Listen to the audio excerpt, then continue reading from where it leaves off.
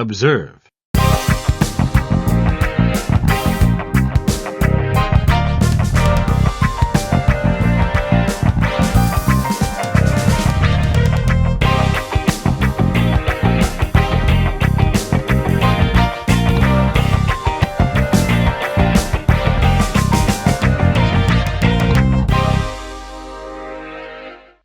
Hello, everyone, and welcome to the Observe and Rapport Show. This is episode number 25. I'm Kyle Brennan, joined as ever by my beautiful co-host, Keith Sullivan, and we are also joined by Jules Ryan today. Jules Ryan. Look at him. Welcome to the show. Oh. For a little intro before we go in, Jules is a performance coach at Purebred Training in Uniondale, New York. He's also a Muay Thai instructor at Bethpage Kickboxing Academy. And, you know, reading is a big hobby on this show, but we also are big fans of fitness. So we're going to be talking a little bit about fitness and how we get these guns on the show today. So Jules, thank you for coming and welcome to the show.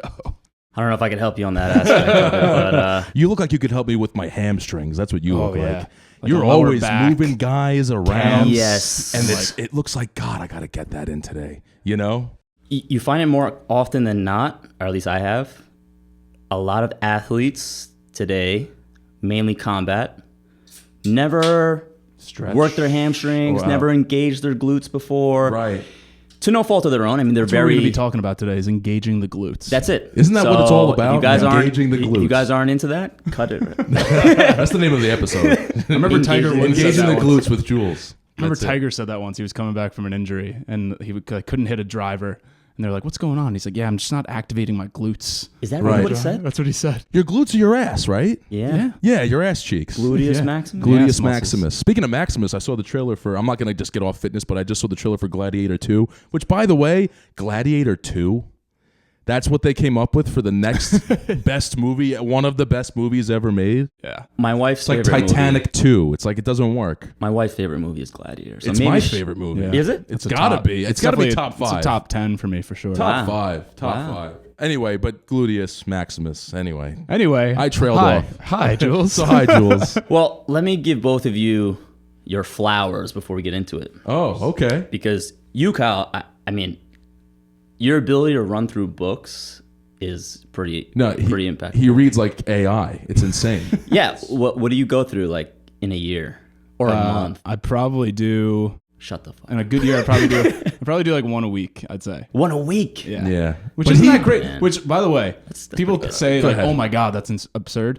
Like, it's all relative, right? I know people, because I'm in that book world, who read like twice as much as I do. Yeah. So, yeah, like- yeah. But you also do like a book report and you write like an article. You'll write like it's not just you read the book and that's like I feel like there's a whole other part of it which makes it impressive. You know. Yeah. I read it. I go, oh, that was all right, or I go, that sucked. And you like you have the star system, the rating system. You Yeah. put it in your blog. I like to learn something from the book I read, not just like read it and be like, okay, and throw it away and never Yeah. revisit it again. So You're a big writer as much as a reader. I feel like you digest when you write whatever yeah, you read. my favorite you know? quote, and you might know some of this, but I like to read to collect the dots, and you write to connect them. So I think writing helps you just figure out what you don't know when you write and stuff. So Love that. yeah. You train to collect the dots and then spar to connect them. How about that? Ooh, You know, you could Yeah. steal that, say I it like to that. somebody. I'm gonna take that and I'm gonna take that into my next class. Yeah, for And sure. everyone's just gonna be confused. Right. They're going to be like, what? so you gave me my flowers. We're gonna skip over the flowers you give Keith. Yeah, no one cares about me. Which, No, by the way, fitness podcast, Heineken it's brought to you by Heineken, this fitness podcast. Well, So wait. UFC is actually brought to you by Modelo. So there you go. We're like, Yeah, we got sponsors now. So wait, how do you guys know each other for the people listening? By the way, So we met, 7th grade or something, 8th grade. And that would be middle school. Yeah. I was gonna say high school, but we probably did because our high school also had middle school. Yeah, we were a 7 to a 12. Which we is were, which I weird. didn't even know that was not normal. That Yeah, me wasn't too. typical. I thought like normal is I actually 9 to didn't know that 12 about your high school. and then we went 7 to 12. That's Dude, how it's crazy small. when you're a senior and you see 7th graders like they're wild. literally 10-year-old kids. Some of them, and you're like, dude, I could literally rip this kid's arms off. But to like, be what is fair, he doing? I feel like nothing ever happened No, in no that regard. fights. Like, you never saw a senior fucking with a 7th grader. Like, that was just unheard of. I don't know about now. We were nice. Yeah, we were very nice. Pretty tame. And even the seniors, I remember when I was in keyboarding class. Keyboarding remember keyboarding, whatever that means. And I'm talking about like a computer keyboard, not like there were seniors and they were like, they were black kids, Indian kids, and they were like, Very they came diverse. up to me like, and I was like, oh my God, no, like it's gonna. And then they were just like, what's up, baby? How you doing, little? Like they called me the N word. Like, they were like, what's up, Lil? And I was like, what? Like I'd never been called that. And we were literally tight the entire year. Like me and these like adults to me. The business classes, they were the best. Yes. The business Mrs. classes. Nelson, I remember she ran business class. I was her for that teacher. What was that? Was that when you dressed up like a teacher? Oh, yeah. I had long senior black day. hair, so I was Miss Nelson. I I was like trans for like a day. Dude, this is what I'm talking about. So this is his flowers, right? He's the same fucking guy. I can curse on you. Yeah. There's no. He's the same fucking guy from middle Retarded. school or high school. No, I mean that in the best possible way. And I'll tell you why. Because obviously now, I think the highest, how do I want to put this? Like, it's not a commodity because it's not physical. But the highest commodity now is authenticity, right? Yeah. You're still the same fucking guy. And I got that when I had stumbled upon your podcast. This wouldn't work without authenticity, right? You guys have really good chemistry. Right. And I just remember thinking, I'm like, dude, Keith Sullivan is the same fucking guy. It's when I hear that, And I love that. I really appreciate you saying that. And by the way, just from seeing you again for the past 5 minutes, so are you. You seem very much so the same I'm energy. not. No, I'm you've not, changed. dude. Maybe that's a good It's thing. all a facade. No, but what I mean is like I just don't. It's very nice.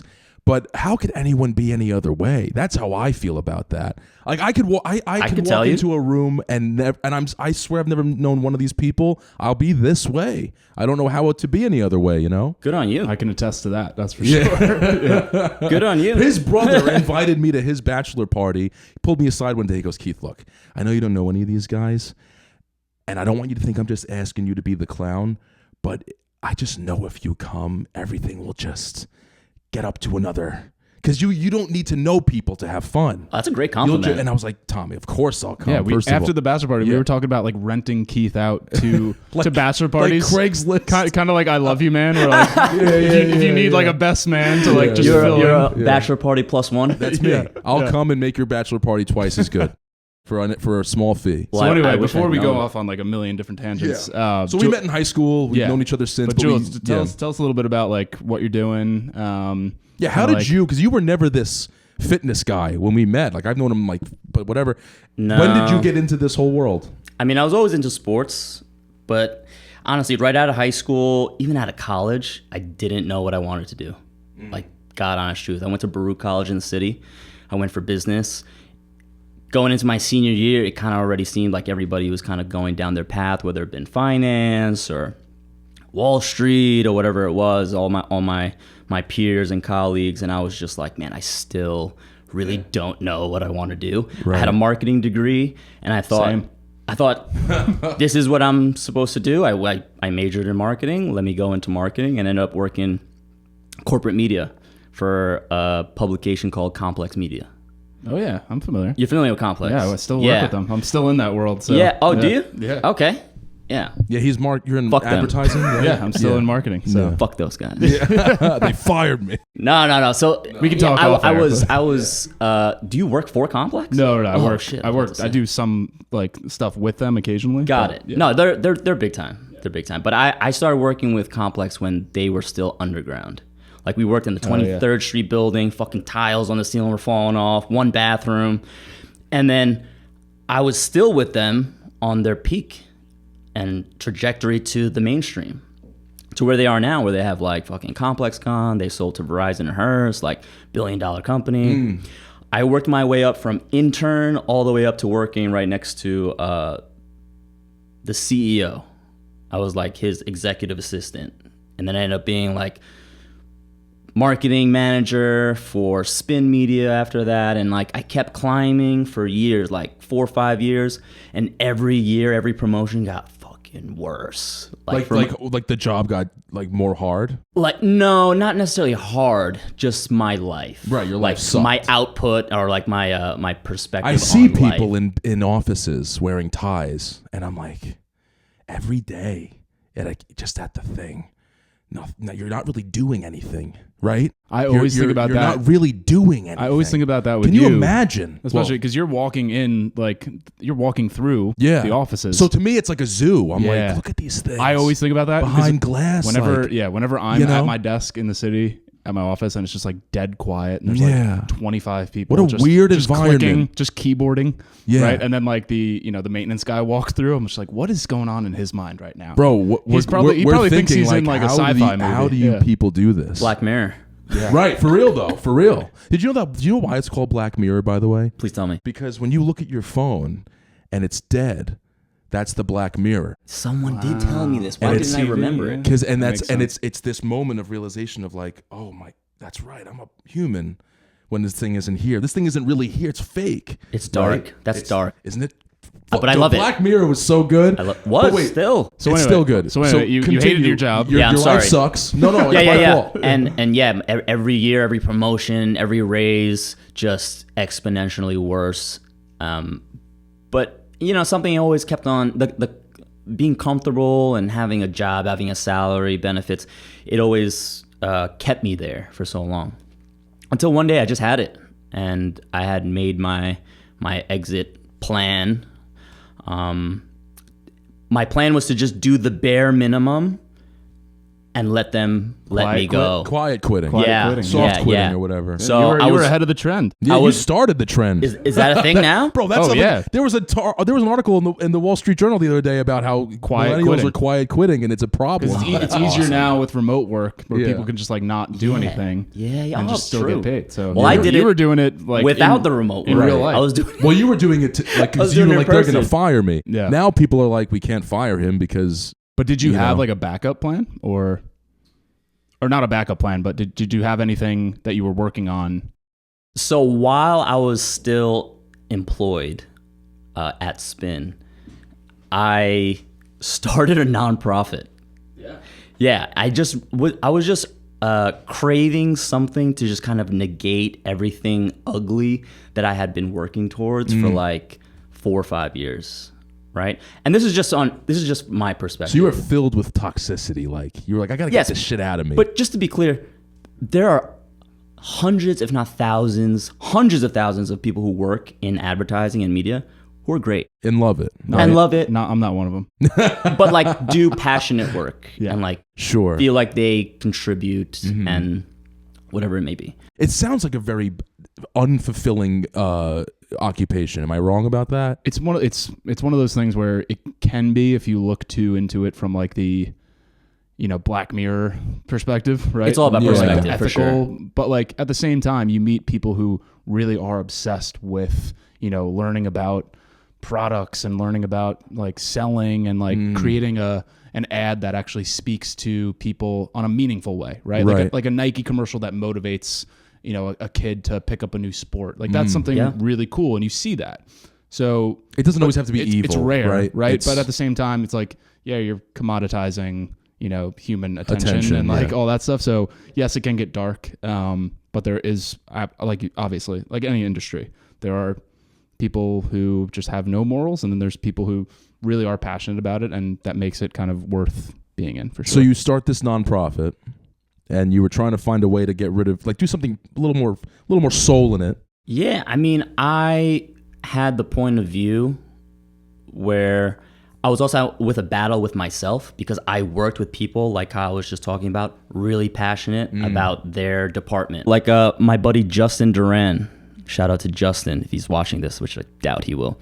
Yeah. This guy not a very good friend. can talk forever about music, sneakers, lifestyle, hip hop. And I would just hear him talk, and I would just be like so kind of disgusted with myself. I would go home and be like, you're faking the funk. And it's like such a horrible way to feel after a long day of work. Yeah. To go home knowing like, you just faked and on 8 to 9 hours. On top of the bad day, I wasn't even being myself. Exactly. Like I had a mask on because I had to. The persona, yeah. So I was like really craving something very genuine, very authentic. And I had always been into photography. So I started a nonprofit around photography. We went to developing countries and we held school picture days like we do here. Yeah, it was great. It was awesome. How'd you think of that idea? Yeah, really.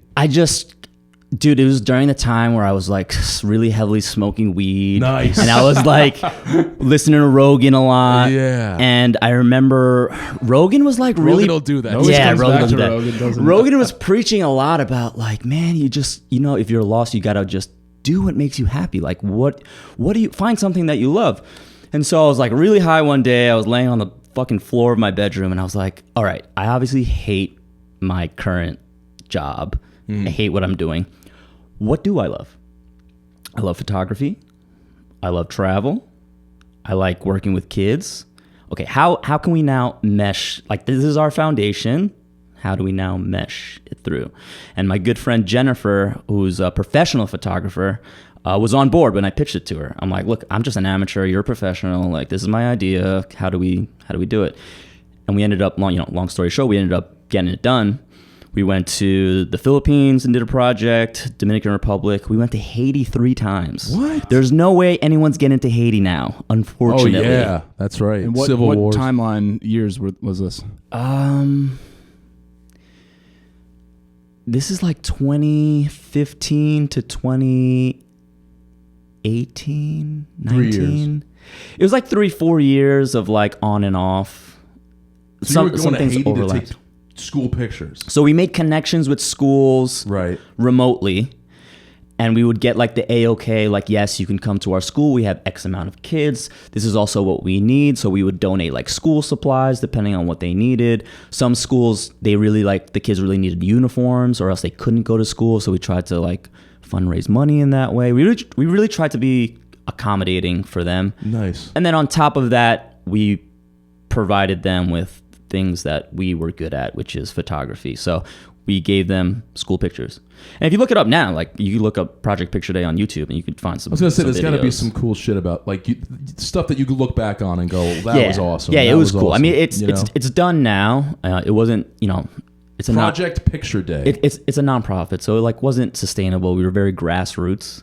So it's done now, but I will say it was some of the more meaningful work that I've ever done in my life. And then, I quickly realized that, a nonprofit's not really going to help me. It's in the name. It's no profit. It's not making you much profit either. Exactly. Yeah. So then I'm kind of like now, I've done a few projects abroad and I'm like, okay, now I need to actually start making money or like start figuring out what the fuck I want to do. So I'm like, okay, what can I do and still hone in some of this love for photography and travel and working with kids. So I was like, I speak English and I can teach English. So let's go teach English somewhere. You became an English teacher. I became a TEFL, which stands for Teaching English as a Foreign Language Teacher in Colombia. I moved to Bogota and I was like, this is going to be my hard reset. Right? Because I'm not going to do anything in Floral Park. I didn't know you moved to Colombia. Yeah, dude. I lived in Colombia for like 7-8 months. Oh. And yeah, in retrospect, it does sound crazy. Because it is. It's just like, good for you. You were like, you know what? I'm going to go to Colombia and teach kids how to speak English. You know what it is? Most people go, I wish I could just do that. Right. I had one or two options, or at least I thought I had one or two options. It was like, go back into marketing for a different company and see if it is going to change the way you felt. And you were like, I'm not going back. And I'm like, I just don't know if that's the path. And I was like, or you could just like do something really just complete opposite, start from scratch and see where it leads you. So I did the latter. So how did you move to Colombia? Did you know somebody to live with? Or I found a program that kind of like helped you connect to a school. And where were you, Medellin? I was in Bogota.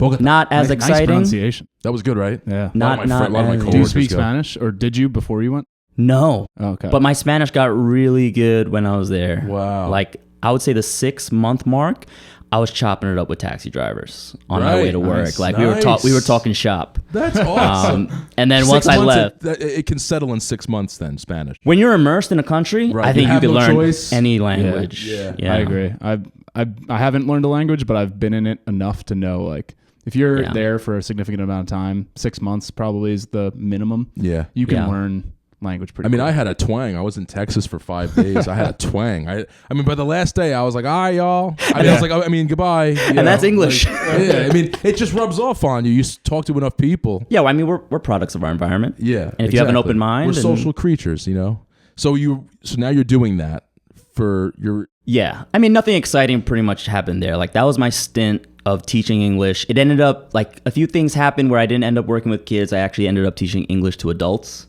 which actually was way more enjoyable. Kids are annoying. Yeah. Towards the end, I was having beers with some of, like, the blue-collar guys. Of course. I worked with some guys who worked at the General Motors of Colombia. Okay. Yeah. So they were like a bunch of blue-collar guys, and they're, like, super cool. Yeah. Did you have any experience with Tusi while you were there? Do you know what I'm talking about? Tusi? Tusi is their cocaine. Oh, And no. it's a bright pink powder. Have you seen this stuff? No, but let me tell you. Yeah. I lived in a house of, like... Okay. It was an ungodly amount of rooms in this house. It was like a house of like 10 rooms. And it was a mixture of expats and locals.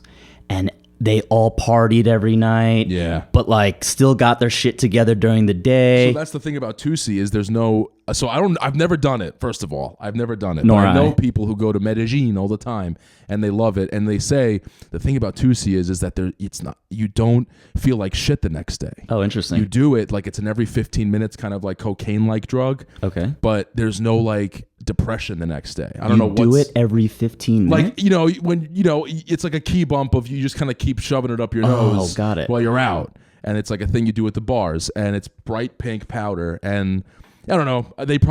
Those guys know what I'm talking about for sure. Maybe it didn't even exist when I was there. Maybe it Because I was there like maybe it was only 5-6 years ago. Yeah, So- maybe not.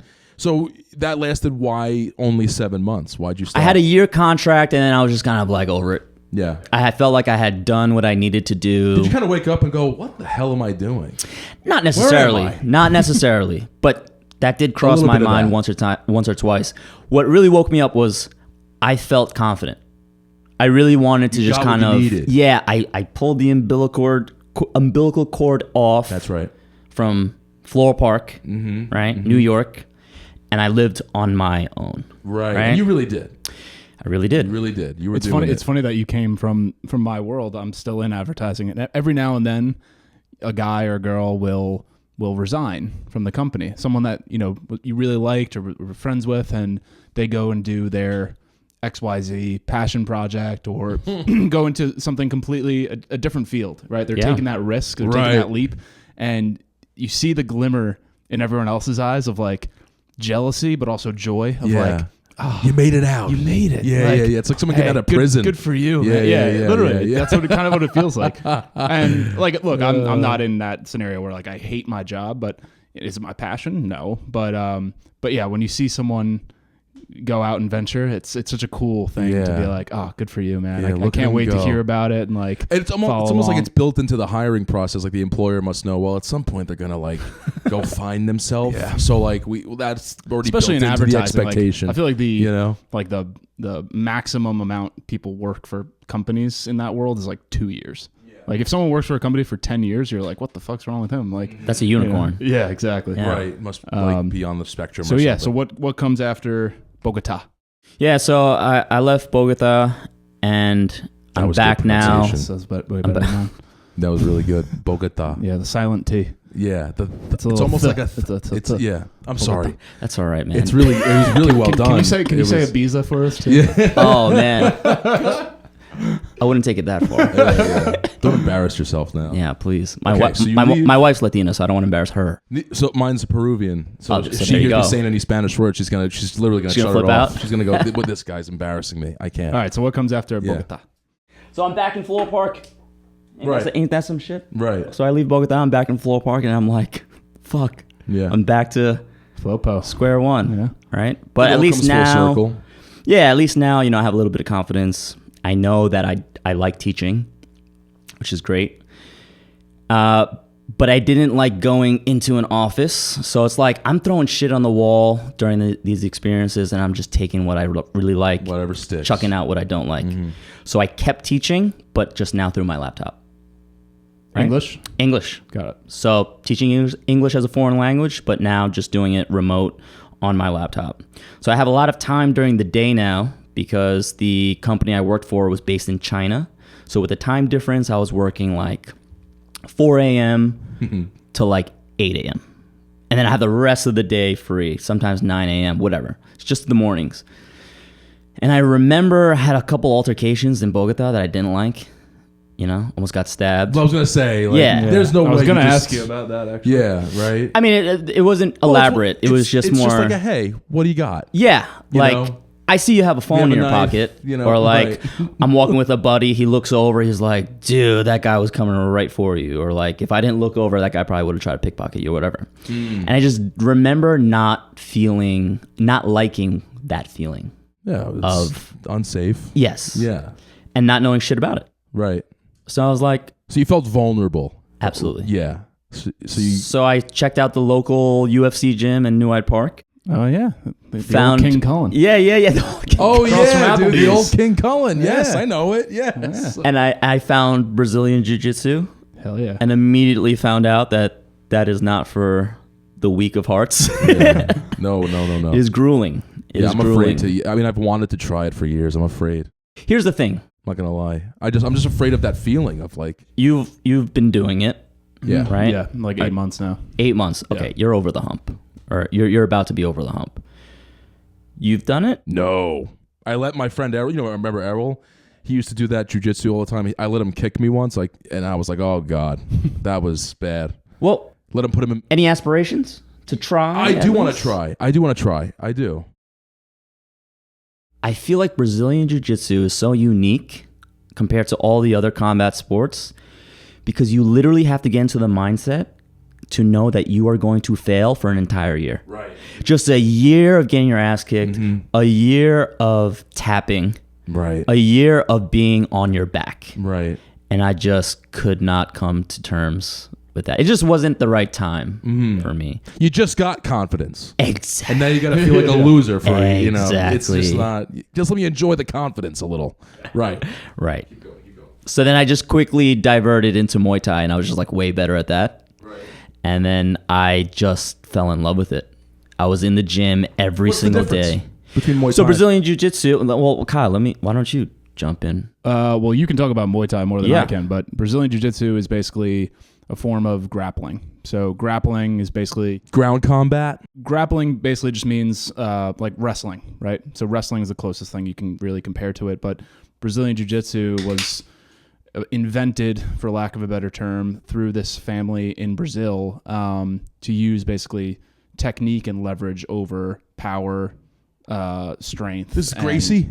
Speed, yeah, the Gracie family. The Gracie family. So it's basically someone who's 150 pounds and 5'10" can subdue someone who is twice their size. Which happened with techniques. recently. It's called people call it like slang term is like Mexican ground karate, but it's basically it's basically fighting or grappling on the ground and using submissions, whether it's strangles, so choking, Sure. limb locking, so like the potential to break someone's arm, break someone's foot, break someone's leg, and not having to inflict any harm. So no striking. There's no striking, there's no punching, but it's basically just That's the tapping part. yeah, It's, it's I can't basically take the just- pain anymore. subduing an opponent where you don't have to actually inflict any damage. You can basically get to the point of I'm about to break your arm. Like, Right, you want to give right. up, and so that's why I like it, because there's actually no real physical damage It's not necessarily. like Fight Club. You're showing you up can with a go, black and eye. the difference between, as Rogan talks about, like it's the only martial art that you can go full speed when you train and spar, because you're not actually punching anyone in the head or taking any damage. Muay Thai, on the other hand, Yeah, it's a little bit of the opposite. Oh, really? yeah, Yeah, it's all stand up. It uses the art of 8 limbs, is what it's called. Eight limbs. So you have 2 fists, 2 elbows, 2 knees, Oh, 2 God. legs. Elbows, huh? Yeah. Oh, boy. Yeah. Imagine getting hit in the face with someone's fucking elbow. They dude, cut. I got kneed Yeah. this morning doing jiu-jitsu. I got kneed in the teeth. Nice. A little fat lip, but and that was like soft, and I'm like, oh my god, Imagine. if that was a UFC fucking kick, Yeah. and that sound too. Well, I know. I hear, love those clips of. I know I love them when like someone will block a shin kick with their shin. Oh God! And then it's the fulcrum. It nails it, and then the other guy's leg just snaps in half. Oh, yeah, you dude, just that see noise, that tibia. It's yeah. like, oh It's no! dude, it's literally a baseball bat, like crack, like fucking Aaron Judge home run. Right. Yeah. So But what about? So is this Kill Bill? Remember in Kill Bill when she's on the floor and she's meeting her master and she's like, "I am proficient in the art of the tiger and the something about Muay Thai, whatever." And then he's like, "Okay," and he just beats the shit out of her or whatever. But like that's kind of what it's like. Like you just get to this place thinking you know a little bit maybe, and you don't know anything in a dojo, right? Are they all called dojos? Is that, no, just gyms. Just the gym now. Yeah. Okay. So Muay Thai, what kind of drew you to liking that so much better? I think I was just better at it. Yeah. Do you like hitting people? Yeah. Yeah. I'm not gonna lie. I bet it feels pretty fun. good. It's fun. I mean, it's like a little bit of an endorphin kick when you land something nice. Whereas I think jiu-jitsu, it's like unless you get the tap, it's tough. You know, Right. there's not as many small wins in jiu-jitsu, I would say. And this is that's true. Hence this is like ridiculously obvious, but the MMA part is it takes advantage of both of these combat styles, mixed martial arts, and that's why it's standing, it's ground, it's all of it. Boxing, kickboxing, kicking, karate, karate, wrestling, everything. Yeah. You know, what was the other thing? Jeet Kune Do was a big one for a while. I think that's Yeah. Bruce Lee's. Bruce Lee made that up, I think. Yeah, there's like like hundreds of different like martial Yeah. arts techniques, but I'd say the main ones in MMA or UFC are probably Muay Thai, Jiu-Jitsu, boxing, wrestling, kickboxing, and like maybe karate. I'd say I'm probably missing one. But So now you're at a point where you teach this, or you just did this gravitate to where you are now? So I fell in love with it. I was in the gym, pretty much obsessed. I was in there like 6 days a week. Yeah, you loved learning. I loved it. And then I was working on my laptop, and I was like, I'm doing it. I can do this from anywhere. So I was like, let's go to Thailand. And so way. I did the traveling thing Oh, again shit. because I had the accent. I had the ability. Nothing was really tying me home. I was working off my laptop, so I planned out this 10-month backpacking trip across Southeast Asia. Yeah, That's awesome. yeah. And I was like, dude, I'm like at my tail end of my 20s. It's either now or I'm never gonna do it. Right. But I went with the intentions of training Muay Thai, whereas I think other people who backpack, they do it for like cultural purposes, maybe. Mine It's was pretty amazing. specifically. It reminds me of like Ash Ketchum on the trail. It's just stopping at all the gyms along the way.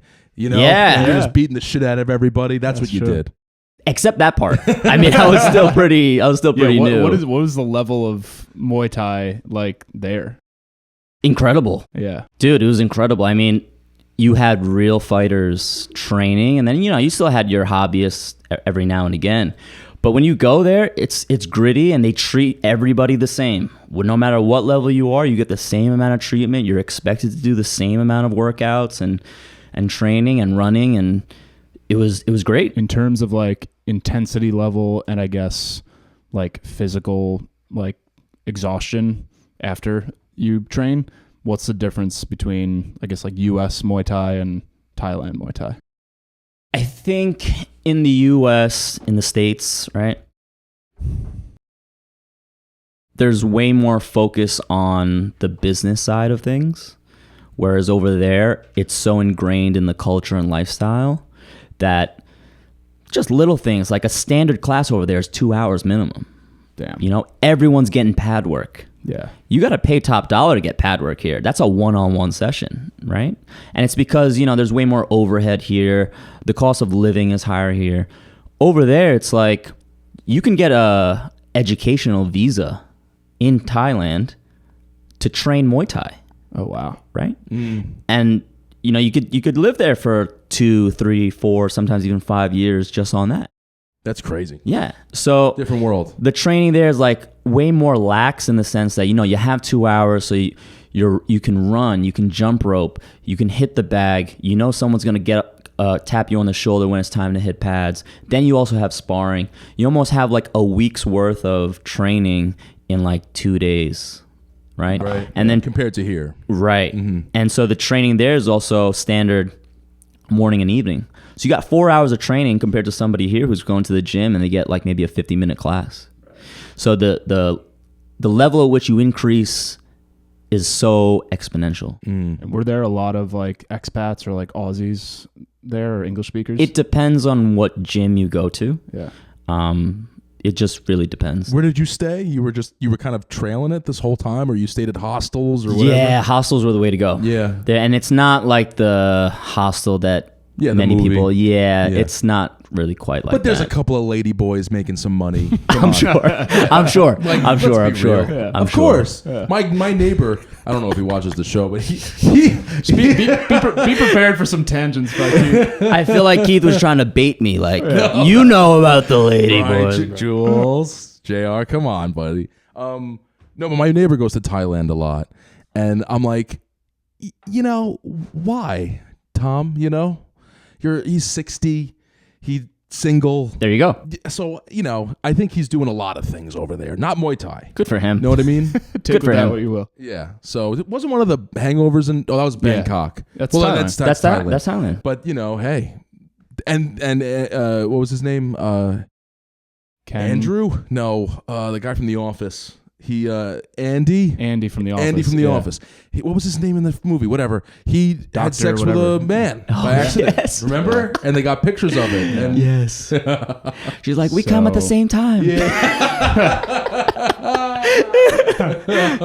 Yeah. So Thailand, you're there for 10 months. No. I was in Southeast Asia for 10 months. Most of my time was spent in Thailand. Got it. But the visa only really gives you 30 days, so you kind of got to leave. Move on. But how long were you training Muay Thai before you decided to go there? Hardcore, like 6 months straight. That's it? Like, Wow. Yeah. You really knew this was something you were obsessed with. I loved it. I really loved it. I was immersed in it. Everyone always does this, becomes does one thing of like Muay Thai, Jiu-Jitsu, whatever. And it just it's like Fight Club. It there's something about it. It wakes you up. You know what it is? Whoa. It's because and I'm sure you can talk to this too, but you go your whole life without ever really experiencing confrontation.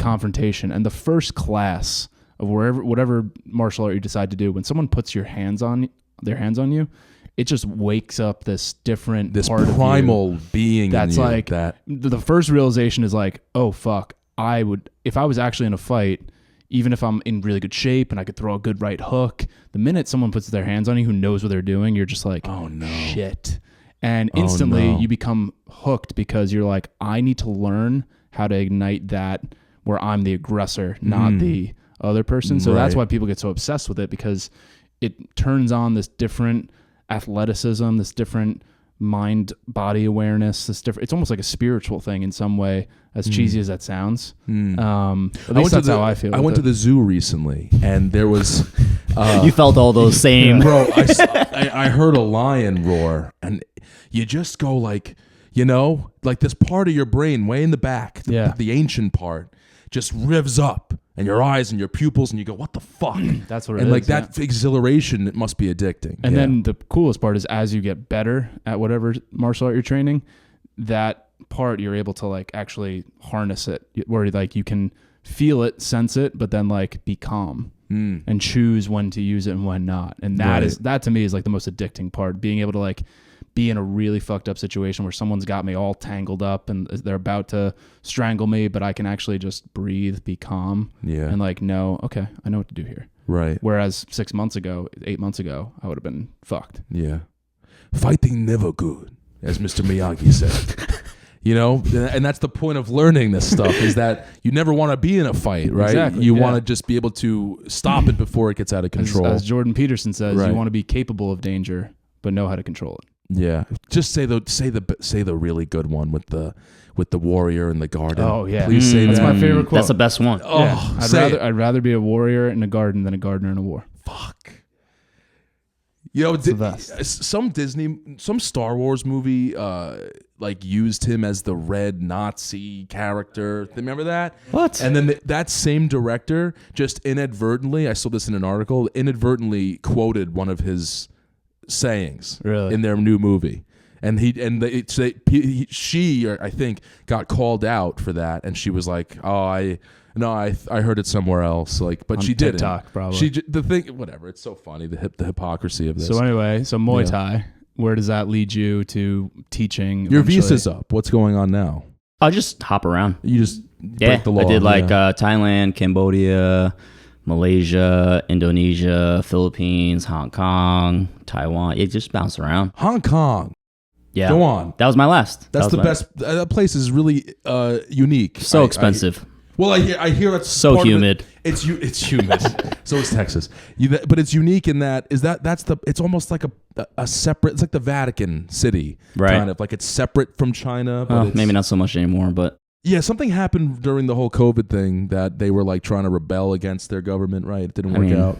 They're always trying to. What was your favorite city? Yeah, what was your favorite place to be? Such a tough question. I've been asked it so many times, and I always give. How about where would you go back? Yeah.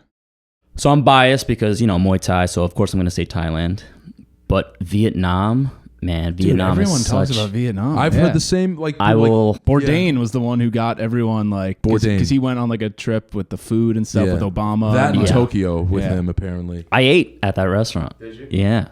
I think Vietnam is just such a unique country because it's shaped like a vertical rectangle. Right? So from a backpacker's point of view, most people start in the north and then you travel south, or vice versa. You start south and you travel north. I started in the south in Ho Chi Minh, and I met one dude from, I think, Australia. And he was like, "Oh, it's my first day too. I'm going north." And I'm like, "I'm going north." He's like, "All right, you want to do it together?" Tag I was team like, it? "Sure." Along the way, you hit so many different types of topography. You got city, you got farm life, you got beach, you got urban, you got everything every time you move your way up. And every time we moved our way up, we got one or two more friends to come along with us. By the end of it, it was a gang of like 12 of us. And there was just something about, and this is anecdotal, not everybody has this experience, but there's just something special about my experience in Vietnam because of that. Because I'm backpacking alone, and you spend most of my time, by myself. Then you have just like this little bit of like camaraderie from some people that I don't really even speak to most of them. But for that short amount of 30 days, we were like this unit. Yeah, it's camaraderie. Yeah, really nice camaraderie in arguably one of like the most beautiful countries in the world. Yeah. So it was just a moment of your life where you're like, that was just a special month or whatever. So I'm biased again by picking Vietnam. But even with that aside, Vietnam has some of the best food, the best culture, the best views, things to do. I mean, most of the things you do there are like anti-American stuff. So like you opt out of that. Like? I mean, in Ho Chi Minh, it's like a tour of like the war. And it's like, obviously, it's not, they're not rude on our side. Are they still kind of sore about that? No. Well, I can't believe Japanese people even talk to us, to be honest. Like I know that Vietnam. I'm just saying, like, shit we've done. It's fucked up. Is it a little propaganda-ish with the like? No, we won though in the end. Like they'll say that. I think they don't go as far as doing that type of stuff. It's more so like the white. This is what happened. This is what America did to. Not wrong. Yeah. Hey. Yeah. Our imperialist bullshit. It's more so like a matter of fact. Yeah, well, no, that's what happened. Yeah, we don't. Yeah, it's not our history class. It's the real class. Yeah. All right. So just for sake of time, too, where does that bring you to where you are now with your performance coaching and everything? So I come home, I come back to UFC gym, and I by this time you've racked up skill. Yeah, I'm a completely different. Like you're a different completely level. different Muay Thai fighter, and I come back and I take a few classes, and the head coach there was still there. He was actually the manager at the time. His name was Rodney, and he was like, "Dude, you got way better." I'm like, "Thanks, man. Yeah, I've been traveling. I was in Thailand." He's like, "You want a job?" Nice. And so I started my coaching career teaching Muay Thai at the UFC gym. At the UFC gym where I learned Muay Thai. I almost thought about going there. I was so intimidated. It's an intimidating very place. intimidating. Yeah, It's a big gym. It's like big a gym. Home Depot for fighters. It is. It's It is. just You like- walk in, you're there's a like, sense, fuck. there's a little bit of a smell. Yeah. You hear people hitting pads. It's loud. Yeah, it's intimidating. And everyone had like tattoos. There was like Guidos and like the crazy looking guys. That's Long Island culture. Yeah, Yeah. that's Long Island. I don't Yeah. know if that's UFC culture. Does Muay Probably Thai? both. Do they have like a belt system? How does it work with like? No skill? belt system. It's just like, are you good? Did you get punched I guess in the it's face? like boxing, right? Can Yeah. you punch someone in the face? Right. And now I feel like when I see your content online now, it's a lot of you training or coaching athletes specifically. Is that like whether are we talking about football players, baseball players, fighters mostly? Who are these people? Since I come from a combat sport background, it just so happens that most of my clients are combat athletes. Mm-hmm. But I do train like all sports, soccer. I have tennis as well, football. Like a lot of the modalities, they cross over. Right. A lot of the sports involve very similar movement patterns. Yeah, your So thing you is can- range of motion. I feel like a lot of your stuff is like, resistance training, a specific movement in a sport, stuff like that. Did you go to school to learn those tech, or is that just? Yeah, I have 2 certifications. One of them being Phil Daru, who is Dustin Poirier's strength and conditioning coach. No shit. Oh wow. Yeah, Wow. and coincidentally, he's one of my favorite he's one of my favorite MMA fighters. And then when I found Phil, I was like, I gotta learn from this guy. Yeah, of course. So that one was great in the sense of it helped me program specifically for MMA. And then I have another certification from a gym over in Miami called DBC Fit. DBC, I think their Instagram is DBC Fit, but the brand is DBC. And they were a unique company where during a time where on Instagram and social media, all these coaches were preaching about, look how fast I'm making this athlete. Look how explosive, look how powerful I'm making this athlete. And the head of DBC, David Alexander, was one of the few people who were like, look how injured we're making all of these athletes. Right. Look how many non-contact sport injuries we have in collegiate sports and the professional level. We've gotten away from something somewhere. So yeah, we are making them faster, but the length of their careers are shortening by the day. And I love that. I love the fact that there was this one guy who was just completely taking a different narrative. So I was like, I got to learn from this guy. Yeah. And so range of motion is part of it. But the big thing for me is I always try to make the training sessions personalized. What are you training for? We have to train for that. And then the second thing is I got to keep you safe. So I can't help you from the sidelines, right? We can only get better if you're able to come in and do the work. So there are certain things and certain cues that should be done on a kinematic standpoint on certain movements and exercises that all the time I'm on Instagram and I'm like, yeah, it's just not right. Yeah. Like how much can you tell by someone like first day they walk in and you're just like perform like a body weight squat? Yeah, I put all my clients through an assessment. We go all through the 7 major movement patterns commonly performed in fitness or even athletics. And there are cues for every single one. And 9 out of 10 times, they do them wrong for no fault of their own. So what are those 7 major movements? So you have push, right? You have pull movements. You have rotation and anti-rotation as one. Squat, lunge, bend. And when I say bend, think of an RDL or a deadlift. Yeah, like hip hinge. Yeah. Correct. And then gait, which is walking, running. Gotcha. So you put them through all of that stuff and you visually assess. What I like too about, I feel like a big feature of your videos, or at least it's in a lot of them as of late, is the bands. I feel like what you just spoke about, injuries, and those micro muscles, those micro fibers of like your tendons and your ligaments, those are the bands are hard because you're so shaky. There's no stabilized movement of any movement. Like there's no like bars keeping you like, grounded. So like it's all like your body has no choice but to really iron out whatever movement you're training with in the bands. So I always feel like I should get more into bands, but I'm afraid of them snapping up and hitting me in the balls. So I don't want to. Yeah, I feel like if I'm not mistaken, I think I saw Dustin Poirier. It might have been him talking about.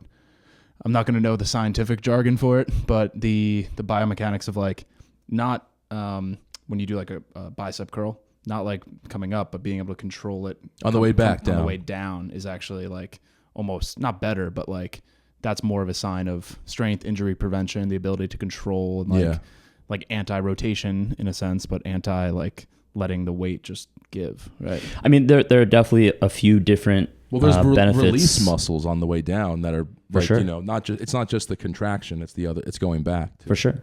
Yeah, I mean, there are a few different modalities that go into why bands are advantageous. For my athletes who are in combat sports, it's really imperative for them to use bands because as you lengthen, the weight increases. So it's forcing them to constantly finish really the movement pattern. Through. Exactly. Yeah. And that's huge for their sport. Yeah. Right? Because that's impact. How much have you looked at like Tom Brady's like whole pliability regimen where he like doesn't even lift weights? It's more about kind of like the ability to take impact and like not have his arms flail around, but it's like it's called pliability. I've never read into it, but I'm just curious if you have thought about that or like if that's something that you... I'm unfamiliar with it, but just hearing what you're saying, and then obviously it has to relate to him as an individual, him also being a unicorn in the sport. He's in a unique position as a quarterback where he has to be extremely coordinated. So for him to have the focus of not being flailing around is huge. He's 1 inch off to the right on his throwing arm. The throw is off. So it makes sense for him. Solidifying those movements. So what does it look like, I guess, if you have a client come in who's training to fight, MMA, like semi-professionally or whatever, versus someone who's just coming off the street out of shape? Does the first like 90 days with either of those clients look similar, or is it like completely customized? The first day probably looks very similar because no matter what stage you are at, you could be this individual almost going pro, but doing all the movements incorrectly, and you're like shortening your athletic career without even knowing it. You're off the street not knowing or not lifting a weight at all, and we're still going over those same movement patterns because you don't know. So that first day is very similar. After that, it becomes very individualized. Got it. Do you have like, I hate asking this question because I wouldn't even know how to answer it myself, but if you had like 5 to 10 sort of like of your favorite exercises or ones that you think maybe are underutilized, that you love doing yourself, or just like, because I feel like a lot of your workouts that I've looked at, I'm like, oh, I've never done something like that before. Yeah, they're like they're what? not They're normal. very Like what? They're very Like a lot of sort of like explosive movements, sideways or twisting or holding a weight in one hand and a band in the It's other. not the typical stuff It's not you like see every bench day, pressing and squats. Yeah. I still do those conventional stuff like bench and squat. They're just I Like just a- don't record them. Like for example, I saw one video of like the Zercher squat. Yeah, those where, are like, great. You hold the barbell in your elbow crease. That'd be great as for you. a deep squat. I've That never would be done great that. for someone like you. I've never So done think that. about from a BJJ standpoint, right? Someone shoots for your legs. You get the underhooks in, right? Bring them up. So I feel like I would do that form so incorrectly of the Zercher squat that like round my back and like. So no matter what style, the squat kinematics stay exactly the same. Whether you're loading it on your back or you're loading in your arms, the mechanics stay the same. It's a straight spine, like Neutral spine always. neutral spine. Have Neutral you ever spine. read Kelly Starrett or his or followed him at all?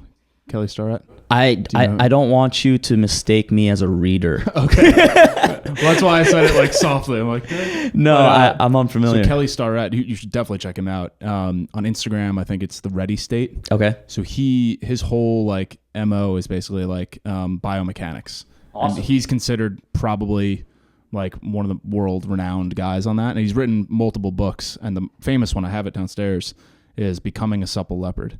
And I read that. It's kind of like a textbook of all the 7 movements that you talked about.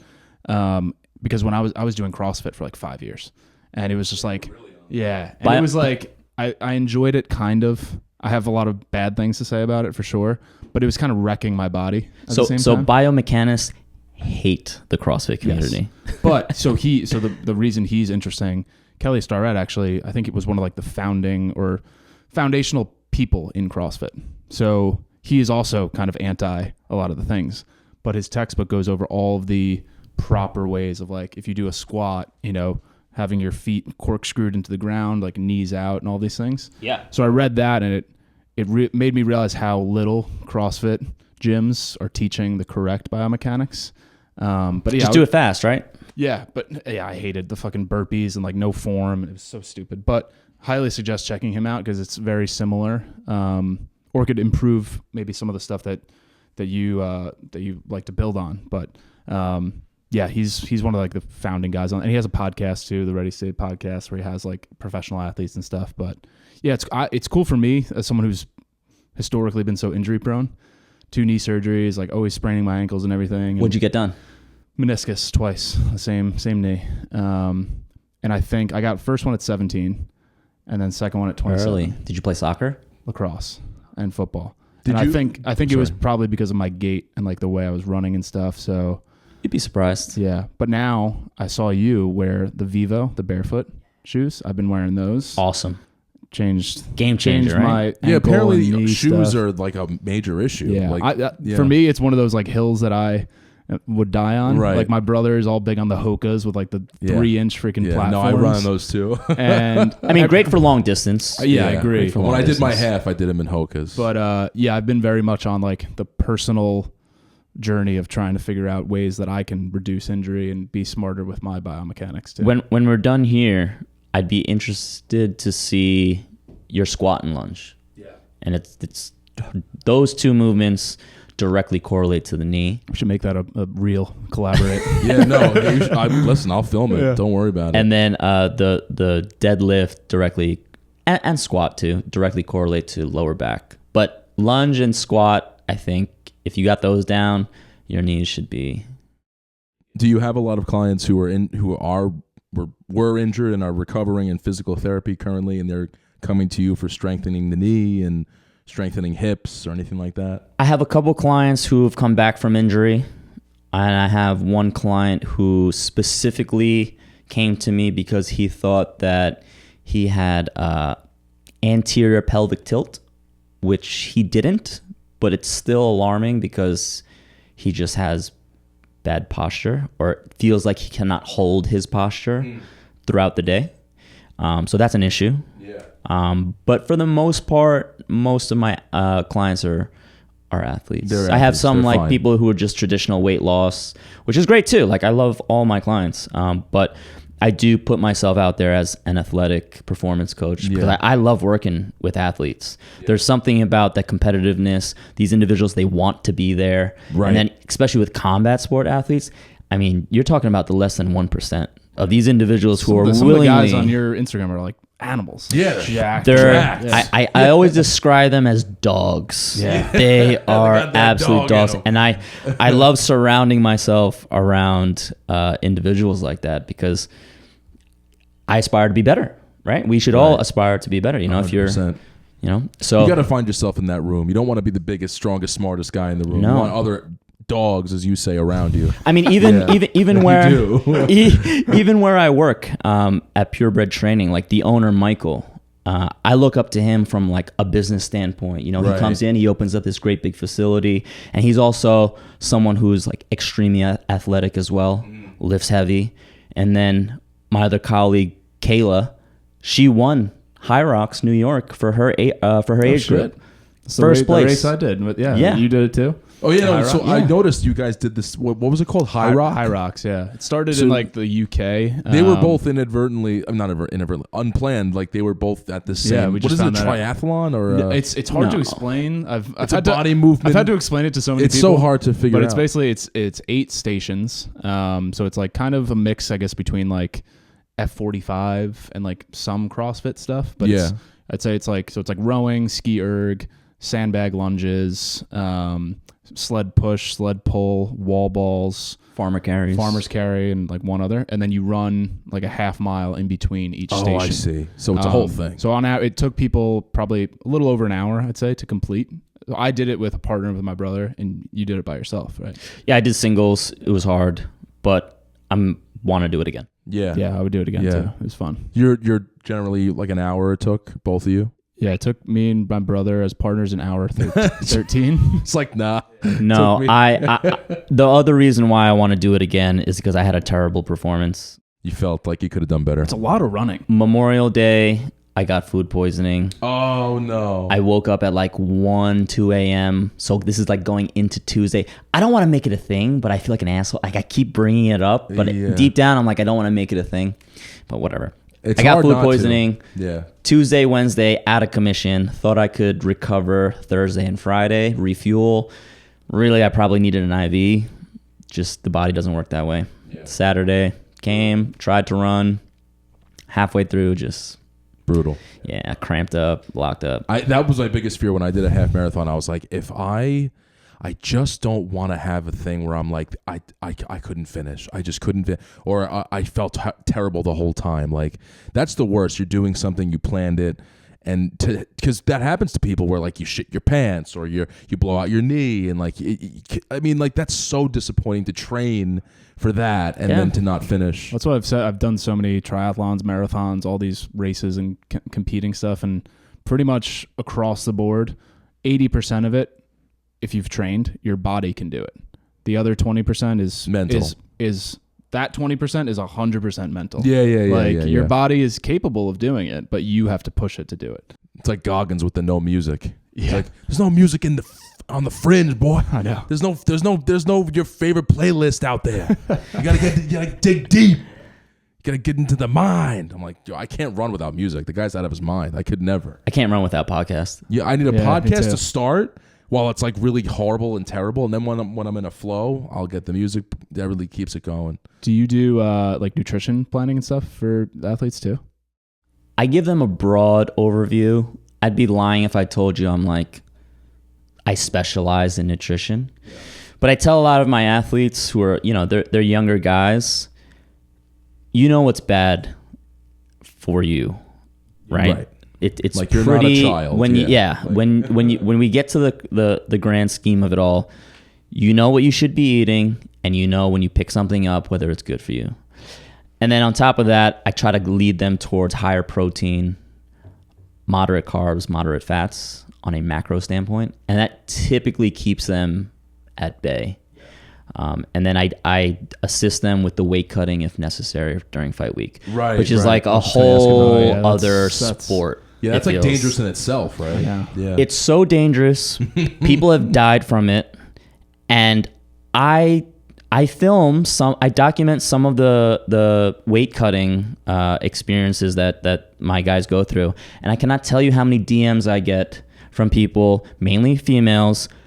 Can you help me? Can you do this with me? Right. And I'm like, obsessed with losing weight. You want to go in a pool of fucking rubbing alcohol, like drain all the water out of your body? There's a way to do it safely, and then even when you do it safely, it's such a grueling I've heard that battle. the real danger is like if you do it multiple times, like 10 years from then, or like it's really like it's not an obvious danger. Like your organs suffer, and your organs don't have nerves attached to them, so like you can't feel the pain if your kidneys are failing. My buddy was fighting in a jiu-jitsu or MMA rather fight, like an amateur UFC type fight.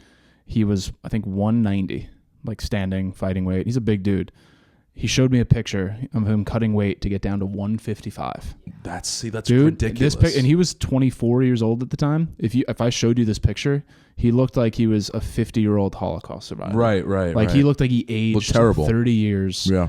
And then he was able to gain back like 35 pounds in, another day and a half. On your bachelor party, I got like super thin for like a few months. I had like abs. It was crazy. Cutting weight. I was cutting weight for no reason. I was like, I just sick of being fat. For the bachelor party. Yeah, for a bunch of guys in a house upstate. But I was like looking great. I was so proud. And then we drank a lot, which you do. But dude, I don't get hungover like the way I got hungover at your bachelor. I've gone off the rails, done way too much, more than I should have. The next day, the violent like illness from like my insides. Me too. You know? And I was like, I think this is because I've been like cutting. I was eating like 1,800 calories a day for like 2 months, which is like insane for someone my size. And like, I didn't realize what I was doing on the inside of my body. Like I was weak, you know? You know what's funny? Me and Lauren, my wife, were having this conversation the other day about, I was joking because me and you, former fat kids, somewhat fat, weren't like obese. At one point, I was 250 pounds. I was telling her that fat shaming works. Oh, yeah. Dude, every day, buddy. You know, buddy. Yeah. Come up to me. He looked at me. He touched my belly. What the fuck are you doing? Dude. What are you doing? And you can attest to this. How many guys that you knew as when you were, 10 years old that were chunky are now like Jack Teasel. Right? This guy, Tom So Tiki. many. I know so Tom many. Tiki. You don't remember Tom Tiki? Yeah. Bro, he's jacked. What? Bro, he was fat as fuck. You remember? Yeah. Tiki got jacked? I'm going to make a thing. I'm sending him this. I remember seeing him with the marble notebook with a pen. Because he would get shit on the baseball team. We call him fat. Just fat shame him, literally. And then one day he just like, fuck these motherfuckers. I'm gonna get jacked, and he did, and he's still jacked. Because I was telling Lauren, I was like, I can tell the guys when I go to the gym because they're strong. I can tell which guys They're were strong. former fat kids. Mm-hmm. You don't strike me as a former fat kid. No, I was Jared's not. always Yeah, been I can very tell. hot. I was a But- former scrawny kid still. Yeah, Ma, you're beefy No, now. Though. You've got muscle on you. But thank yeah, God. it's a certain body type at the gym where I can you can see it in their legs. Well, it's the too. guy putting The up big, you see the 315. big calves. Yeah, from carrying around Fat Boy his whole life. Yeah. But Yeah. I was just joking about how You were a fat fuck, dude. You were like literally, you were like a fat fuck. But I had a short fat phase. It was only like 2-3 you years. weren't, and you max. weren't like like it wasn't like. Then I hit It my wasn't like a growth depression spurt. thing. Yeah. It was just Pop Tarts, dude. Like a lot of you can't- Pop-Tarts. Have you had a Pop Tart recently? You No, forget how fuck good no. they are. You can't eat that shit. You No, can't fuck eat no. that. I could eat 2 Dude, boxes if I eat right a Pop Tart right now, I'll be fat immediately. You just you gain 10 pounds. How fat are we talking? I mean, we're talking like 4th grade. So Put it this way: 9 years old. No, but his neck, That's baby his fat. jawline. No, You didn't but even know he had a jaw. This was when I knew I had to make a change. This is where fat shaming works. I played for a little league like football team, and they would have weigh-ins before the game. Because at 9 years old, you weren't allowed to be over like 110 pounds or something. That's a little like. And dude, I ridiculous. was like 112 pounds, and the night before I like cut weight. I was like on the treadmill, like eating celery, Yeah. like a What? fucking Yeah, Rocky yeah, yeah. montage, and I didn't make the weight for that shit. game.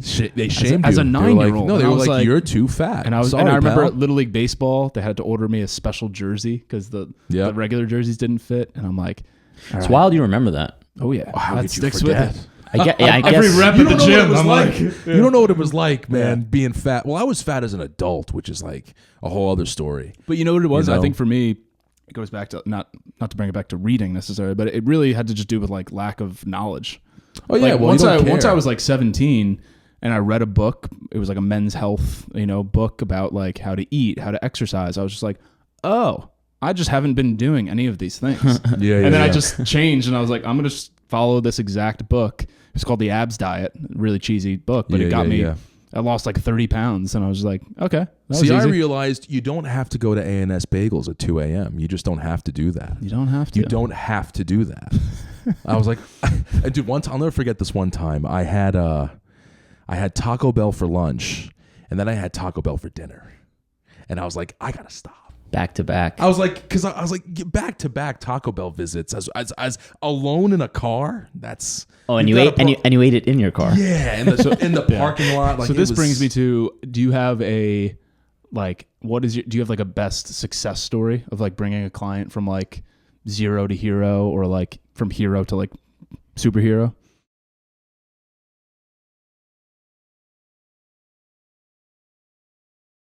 Not that dramatic, but I do have a client now who he used to be a former fat adult. He was 200, north of 250. Found UFC gym, found Muay Thai. I didn't know about him then. He had already lost the weight already. He got down from like 260 all the way down to like 185, 180. Oh, wow. Good for Just him. from Muay Thai kickboxing. And then he loved it so much that he ended up, he was training for a while and he was like, let's see what I can do. And he entered some smokers and then entered the amateur circuit. And then I started working with him from there on a strength and conditioning side, and ended up winning 2 belts with him on the local circuit. And he's still on his way. He's actually fighting next month. Wow. Oh yeah. Yeah. For those who don't know, what's a smoker? Smoker's like an unsanctioned... By the way, I'm one of the people who don't know what that is. That's okay. I don't know. That's right. A smoker's like an unsanctioned bout. So it doesn't go on your amateur record, which is like this official... Does it take place in the gym? It takes place in a gym. So a gym will host Gotcha. Smokers. a smoker, and it's supposed to simulate what it would feel like when you enter the amateur circuit. So you go in the ring. Big stage, right. crowd, lights, you get your music. No shit. You get your hands wrapped. There's like officials. It just doesn't count on your official record. Have you done any Yeah, have any you of ever those thought types about of going bouts? pro? No. But entering a fight. I fought tournament. when I came back from Thailand after I had started working at UFC. And then I knew pretty quickly that it wasn't something I wanted to pursue. But it was something Did you get, that I needed. actually kicked in the head and you were like, wait a minute. I didn't get kicked in the head. You kicked I someone in did the the head. kicking. Yeah, Yeah. You don't want to hurt anybody, right? Yeah, At the no, end it of was the day. good. It was good. The guy was really respectful, and I too was very respectful. What does that feel like? Did you like knock him out? No, I didn't knock him out, but I definitely won pretty unanimously. And But when you say, after that I knew I didn't want to get into this, why? Truly. it's almost unexplainable. There's this feeling that when you're standing there, you get your hand raised, you know immediately, I cannot wait to do this again. And I just did not feel that. Oh, okay. Yeah. So you just didn't feel it. You just Didn't feel it. Like there's You checked it off. And Yeah. It was like, okay, I did that. I also did it because I was a Muay Thai coach. And I also felt like, how can I be a Muay Thai coach Right. if I've never been in the ring? right. And it was tournament style. So I fought again like 30 minutes later. Oh wow. I lost that one by DQ because my calf cramped up and the ref wouldn't let me fight. I'm like, at least let me go out on my sword, but No, on my Charlie horse shield is rather. No joke though. That shit hurts. But yeah, I loved the coaching aspect of it all. So if I could continue to help guys who do want to pursue it, I would love to be that service for. Yeah, I'm not gonna say can't, but those who won't do teach, right? It's an expression. It's like it's not that you don't love this. It's just I that, still spar. I still go Yeah. to Bethpage Kickboxing Academy, and shameless plug. If you're looking for some Muay Thai, it's one of the best gyms out here. And I still train and I still move around with my clients. Some guys who are like have aspirations to go pro. So I still very much so love the sport, just from another angle. Understood. I have a question. So if I know you would have to put me or Keith through like your standard evaluation, but are there a few exercises that you think people who are, in their early 30s who are pretty athletic are not doing enough of? Yeah. I like working with kettlebells. Yeah. Kettlebells is everything. We talk about man. that all the time. Kettlebells It's are so true. great. I got two right there. Yeah. I know you're about to answer a question, but That's okay. At where I work, we have a gym, and I just started getting into the kettlebells because I heard a guy on some podcast going on about them, and I forgot what the name of this workout is, but it's basically you're on the floor. You'll know. Turkish get up. Exactly. Yep. You're on the floor, and dude, the next day I was literally like every muscle is sore in my body. It's a 50-pound kettlebell. It's like it's heavy. That's a lot. Yeah. That's a lot. It's very heavy, and like I didn't do it like crazy because it's my first time. But bro, that shit is no joke. Like I haven't felt sore like that in a very long time. So I love that it's not localized. Let him answer the question. I'm sorry. No, it's okay. I'm sorry. No, I'm not cutting it's myself totally off. fine. But Totally you know fine. when you bench, I've been benching my whole life. I've got plenty of pectoral muscle, like surface area, and it's very isolated, the soreness. But this is like Yeah. your whole Yeah. rib cage is like. You're like everything's shaking. Yeah, everything's crazy. Anyway, what would you No, recommend? you hit it on the head. But all kettlebells. that conventional stuff, bench, squat, deadlift, like that stuff is great bilateral work. What's unique about the kettlebells is you're forced to engage the muscle groups that is not loaded, or else you're gonna tip over. Right. These abductors, right? When you're working with the kettlebell, you have the ability then not to rotate, swing it around. You're just not going to get that with conventional training. And I think anybody who you described in their 30s, relatively athletic, who's maybe wants to kind of expand, doesn't have to be a 50-pound kettlebell. I mean, 25 pounds, 35 pounds, plenty, if you get creative enough. Yeah. Swings. So how many people just don't know how to swing a kettlebell properly or even thrust it over their head properly? Like, it will humble you. And I think those really tackle minor muscle groups that just you might not be activating with like traditional conventional How lifts. about like, so actually in jiu-jitsu this morning, a bunch of the guys are in this category, 30s, 40s, pretty athletic, right? They're doing jiu-jitsu. They're all complaining about how tight their hamstrings are. Do you have any things there? It's so common, man. Like, what do we do in the morning? We look in the mirror, we do a self-check, everything checks out, right? When's the last time you saw your ass? Well, I knew as soon as it left my mouth, I looked over at Keith and I'm like, dude, I was literally instant regret. So I have a daughter, right? And like she's still young enough where it's not weird if we shower together. And if you speed it up, it just speeds up the whole process. So I also have a lot of mirrors in my bathroom. I'm holding her. The water's getting warm. I look back and I'm like, oh no, look at my ass. It looks terrible. You know, it just looks terrible. It just because like, well, I don't squat anymore. Really, I stopped caring. So like, but yeah. So it's common. It's so common because why? When's the last time you've seen your ass? What does that have to do with it? Hamstrings. Well, whenever an athlete comes in, the goal is to make them as balanced as possible. Right. And 99% of them are imbalanced because their anterior, which is everything in front of them, is stronger than their posterior. And they can engage their anterior way better because you can look at it. You can see it. You see it in the mirror. I tell you to flex your quad. You can connect the dots. Right. When I tell you to flex your hamstrings, that's challenging, right? So I do something called palpitation where when somebody's squatting and I say engage your hamstrings, I tap their hamstrings because it connects the dots, body, yeah. Right? Like you don't feel your shirt on you right now, right? But if I touch your shoulder, right, then you'll feel it. So sometimes it's just piecing together that aspect of it. I don't know where I was going with that. Was that your question? Well, yeah. No, but how would you the reason I asked, hamstrings? I've been because I see it all over Instagram. I've been trying to do these Nordic curls.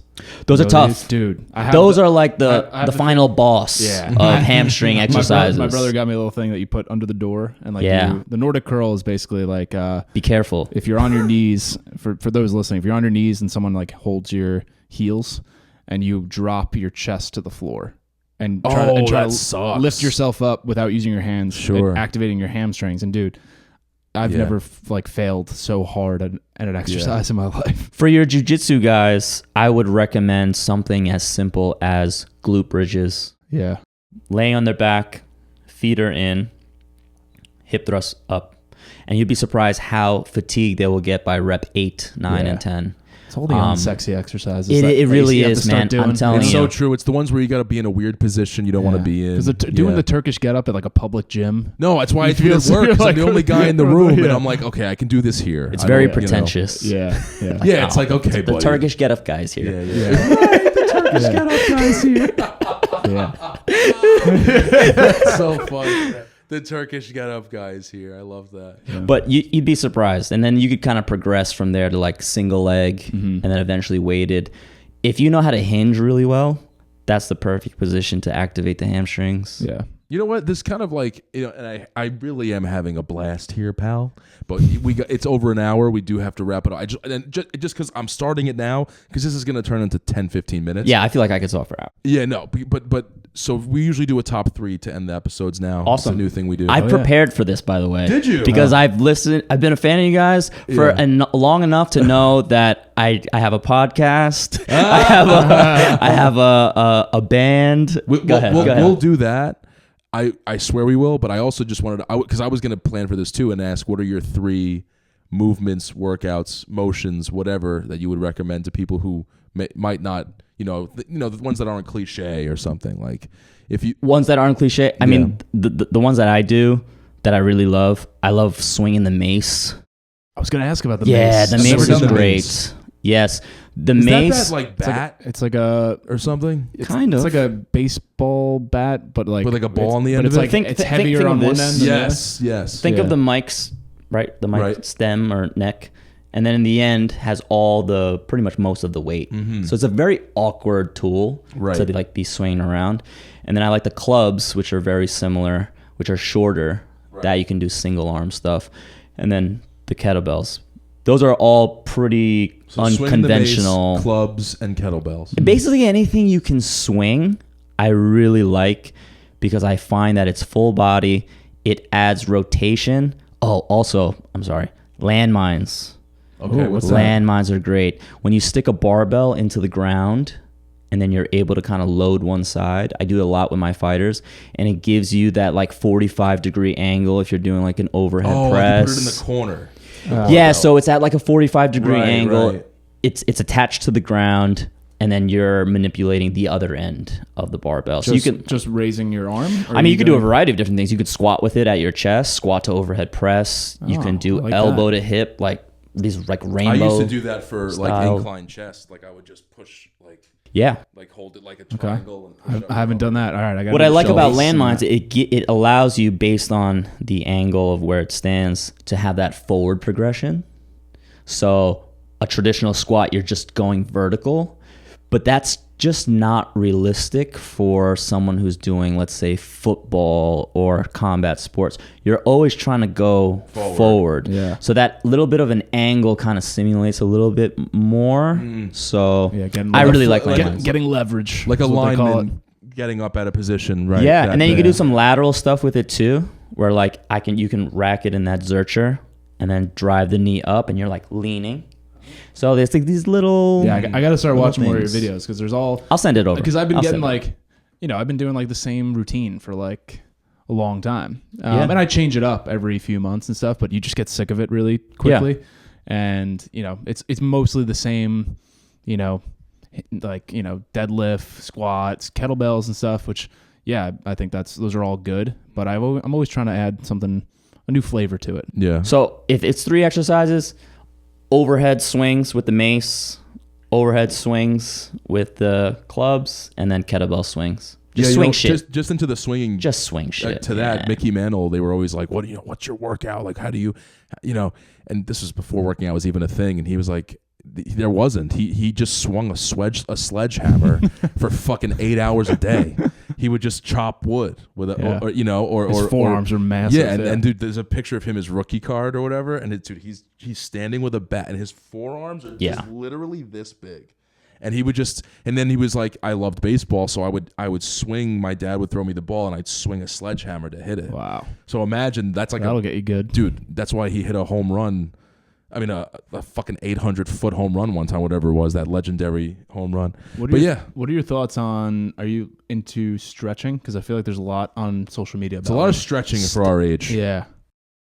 Yeah, I'm a fan of stretching. I think there is overstretching. It's hard to tell unless you're getting checked out and assessed for it. You could be doing more harm than good. But just know that if a muscle I think that's important to say, overstretching, because some people just stretch all goddamn day. You could. Yeah, you could be. And it's a little much. I've heard myself going too hard in the shower, stretching too hard. Like I stretch in the shower because it's warm, and I'm like, I'm not gonna, hopefully not gonna injure myself. Not a bad. You know what I mean? But I'm like, whoa, okay, I went too hard there. That's a little much. Just know that if your muscle is tight means weak. So you need both, right? So if your hamstrings are tight, it's not enough to just stretch them out.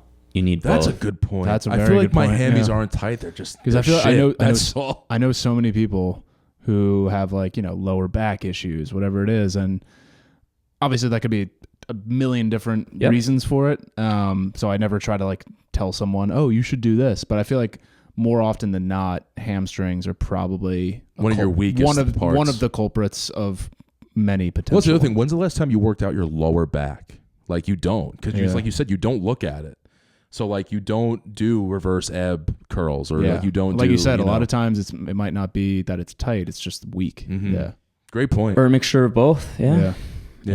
You said you prepared for the top 3, and now I'm curious. I'm sorry, I thought that's what you were getting into. And I wasn't gonna, but we can always ask. Well, do you want to do a top 3 for us? Because I don't even. Yeah, I don't even have one ready. I thought you guys usually do like, and correct me if I'm wrong. It's like a top band or favorite band. Yeah, a book or a book, a pod, and music usually, or a book, a pod, and got it.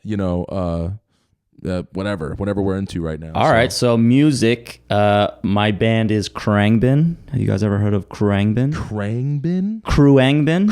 No. No. No? Your band? No, it's not my I was band, like, dude. dude, No, good for no, you. no way. This guy's done everything. No, this band's awesome. This band's What awesome. are they? What's the style? It's very mellow, very like the best way I could describe it is like smoking music on a summer day Very at the nice. beach. Yeah, very Electronic? melodic. Or yeah. Yeah. Beautiful. I discovered them when I was traveling, and then next thing I know, they were like, fast forward to like last year, performing at Radio City. Oh, so you went. So I went. Yeah.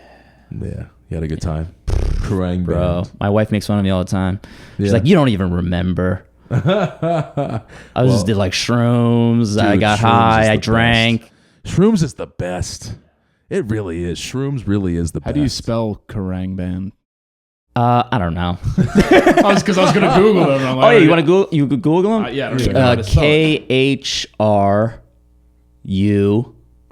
KHRUAN, and then that should be enough letters Correct, for yeah. for You'll Google. find it. For It'll the pop you up. got them right. Yeah, dude, both of you. Khruangbin. I'll On check your them way out. home, go Well, on their great- top songs. Great for the Benjamin then. The old vape. Yeah. Pod? Podcast. Observe and see what I did there. See what I did there. So piggybacking on Black Mirror, Sword and Scale. Oh yeah, real dark. Dark pod. Real dark. I don't listen to enough dark pods. Yeah, you I'm need always to mix listening in to some retard. Nah, talk. you need to mix in Sorry, some I dark shouldn't say shit. that word, I know. Because it humbles you, right? It brings you Yeah. back. Like there's some monsters out there. Oh yeah, bro. So- Well, listen, that's why I watch people get their heads cut off a lot on like. What do you mean? What are you talking I about? like watching because like here's the, like you said, it reminds you like these. What is the theme of this show this pod? I think their slogan is like, Is it criminal stuff? Criminal stories? yeah, it's like Yeah, cold yeah. cases or Right. like solved cases, whatever. It's like a reminder that the monsters are real. Oh yeah, pal. I go on this website. It's called theync.com, and like it'll just be like a thumbnail of like a CCTV camera footage, and like the caption will be, Chinese man, stabs wife to death because he caught her cheating, and I'm like, Oh, Jesus right. Christ. And I look, I don't like Just watch watching porn it. like an adult. I know. Well, like that's the thing. I gave it up, but like it's like no, but like to me, it's like you got to remember there are people out there that are just nuts, dude. You're on that thing? I'm not like a member. I just like Right. go on every once in a while. And I'm like, let me Okay. just see No, what's going that- on in Brazil. Okay, fair. And then in Brazil, you'll see there's a civil war, Okay. and people are like cannibalizing. Like I didn't know CCTV was a public, like you could access it. Well, I didn't I know. think a lot of the time it's people who watch these things and they're filming it on their phone. Oh, And I'm okay, like, okay, I'm not okay, like yes. recommending this. It's just that for me, it just reminds you like be careful out there. Yeah. God, like things we live in a bubble a little. Yeah. in America, just a little bit. Yeah. And like it's just people get killed. Drivers never walk with traffic. Always walk against it so you can see what's coming. Yes, that I kind agree of thing. with that. Yeah. What about you? What do you got? Book, pod, and Book, pod, music? and music. Oh wait, did you do book? He didn't do book. You don't have to do a book. I don't want to do a book. Okay. I feel like I got you guys should handle the Gotcha. book. Fine, we'll Fair handle the books. I'll do the pod I want to recommend that I've been on lately is and like I know people have his things about him, but I didn't know that RFK, Robert F. Kennedy, he's running for the independent, like the candidate, whatever, and he has a podcast. I didn't even know that, so I've been listening to it, and he has sick guests. Oh really? He has sometimes he's just ranting on his own too, but it's like it's a really good if you're into politics and like what's going on politically. Well, they won't let him debate, so you Well, might that's as what I well mean. listen to him then. And this is how I found out about. They wouldn't let him debate, but he put out a real time debate where there was an audience and a moderator, and he was watching, and every question asked to the president and Donald Trump was asked to him.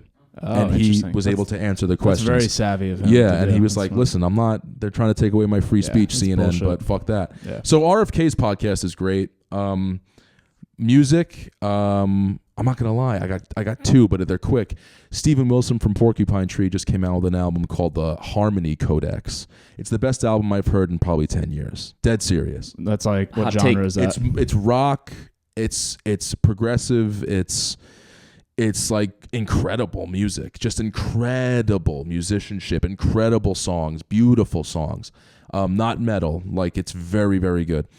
But the other thing, Dua Lipa is sick. Dude, I was gonna say Are Dua you Lipa. kidding? Damn Dua it. Lipa I love Dua Lipa. is unbelievable. She's so good. Yo, that album, Future Nostalgia, every track, it's all killer, no filler. Dude. She's unbelievable. Every song by the her song is Cool amazing. is because you know what she does? She mixes like the 80s production with modern pop, sexy, whatever. And God, it works. Yeah. She just headlined Gladsberry. She's fucking killing life. I've been on to Dua for a long time. Dua she is just, and she's also like the hottest girl in the world. And she's my hall pass. is she really? Yeah. Yeah, she's something, man. And it ain't even about her being hot though, because she's got a real band. Her voice is sick. You know, it's funny. God, she's great. My buddy said, he said, the nice part about Dua Lipa is she's so sexy, but she's got an attainable look. Yeah. Where she's not like out of She's not range. like, she doesn't look like, if you like saw Margot her, Robbie or something. If you saw she's her like, yeah. in the street, in a bar, you know, it's not like. Yeah. Book. You didn't see that coming, did you? I gotta tell you, I'm really not on one right now. No? I haven't read. What were you gonna do if we talked I about books on know. this podcast? I don't. Well, I think you know what it is. This has been in the works for like a week. Okay. So like I didn't pick one up because I knew we were going to talk about fitness. But I have one. 101 essays that will change the way you think. It's not a book you read from cover to cover. It's one you kind of you look through the table of contexts. This is kind of where I'm at right now. right. Great book. I read that. Oh, I was you going to say did? that's Yeah. definitely a Kyle. You did? book. Yeah. Definitely Oh, a shit. Kyle Weiss. book. Yeah, Brianna Weiss. So Did you like it? Imagine you're just like, oh, that book is shit. No. So I gave it a negative review for one reason. So shit. No. I'll explain. I read her one of her other books called The Mountain Is You. Okay. Fantastic. Like I Okay. think I gave it like Oh yeah, 5 you out of 5. loved that book. Incredible I remember book. that. Then I read this one because it got so many good reviews. The first like 120 pages, fantastic. The rest I thought was basically just repeating the same thing over and Interesting. over again. I would have Because, not known that. Well, because I made the mistake of reading it Cover to cover. Got it. and it was just like just repeating. I'm like, didn't you say that? That makes in like sense. Chapter 3. That totally makes so sense. that just annoyed me. Yeah, but fair. it still very. She's a fantastic writer. Yeah. so that's a good one. I would recommend, and this is cliche, but like I don't think I've ever brought up, and we have never talked about "Can't Hurt Me," Goggins' book. Goggins, yeah. I mean, I know if you haven't read it by now, you're kind of an idiot, but like, it's not what you think it is. If you like origin stories, zero to hero, like you're talking about, like because in the podcast, everyone knows I used to be a fat fuck. I didn't know what I wanted to do with my life, but the details that he goes through in the book, because he has the time and the space, you really get into the world of like what it must be like to feel like a fucking loser and to be like done with it. Like, I'm sick of being a fat fucking waste of life, man. And then I just started running. Like, literally. Yeah. Like, he was just like, I'm just going to fucking go run until He I just can't. like decided. He's And then- like, I'm going to and then be the he beast. ran 200 feet and collapsed because he was 320 pounds. And then eventually, like, I just got back into running. And I always think about Goggins. You can't not. And I couldn't run more than 1.5 miles without stopping. Look, it's also 95 degrees out. Give me a break. But like, I did it once, and I was like, I'm just gonna add 0.5 mile next time, and then I'm at 2. I'll be at 2.5 tomorrow. Purebred has a run club if you're interested. Okay, sure. Shameless plug. I love it. Running is one of those things I can get lost in. Some people just can't do it. It's one of the hardest things. It sucks. Yeah. That's what running is. It's just how long can you do something that sucks? Yeah. That's all it is. Accurate. So Dua Lipa, the Harmony Codex, RFK's podcast, and Can't Hurt Me by Goggins. Great book. Love it. I'll start with a book. So I just wrote about this, but I've had probably a dozen at least guys all tell me, Kyle, you got to read the Red Rising books. So many people have come up to me, and it's happened enough in the last like 2 years where I'm like, all right, fine, I'll read it. All right. So I read the first book. So Red Rising, it's a sci-fi. It's kind of like, it's almost exactly like Game of Thrones, but fast forward 700 years and we've left Earth and moved to space. Oh shit! And that sounds like no.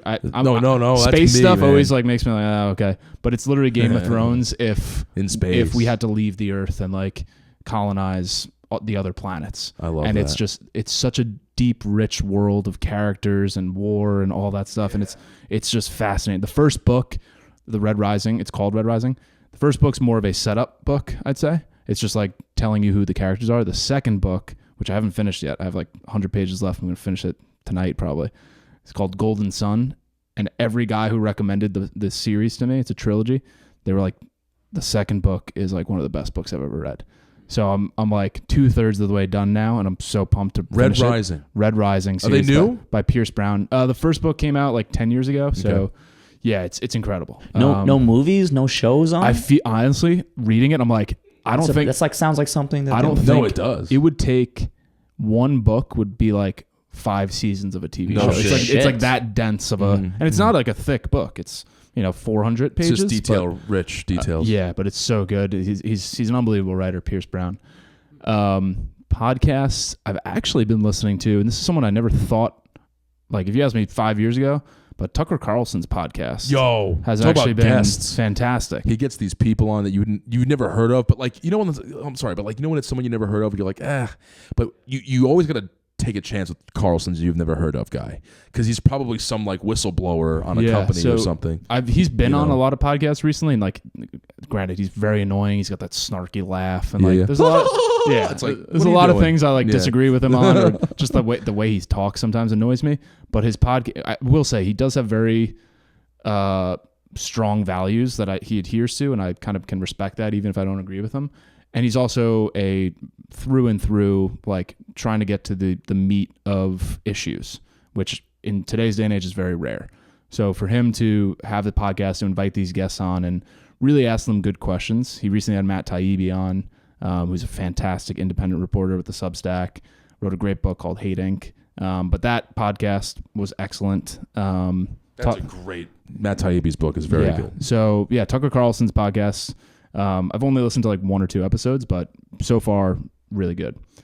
Music, you took my fucking Dua Lipa. I can't believe you were gonna 2 grown men talk about Dua Lipa. That's what I love about you is you're such a you're like a metalhead and like hard rock, classic Dude, rock. you should see my shuffle. And you it's listen Cannibal Corpse and then Dua Lipa. And you listen to like One Direction and Yeah. Taylor Swift and Dua Lipa. Oh, I just gotta say, I went to a show. I saw a live podcast. Oh, I wanted to for ask my you about wife, this. Yeah, and I ended up getting like called out.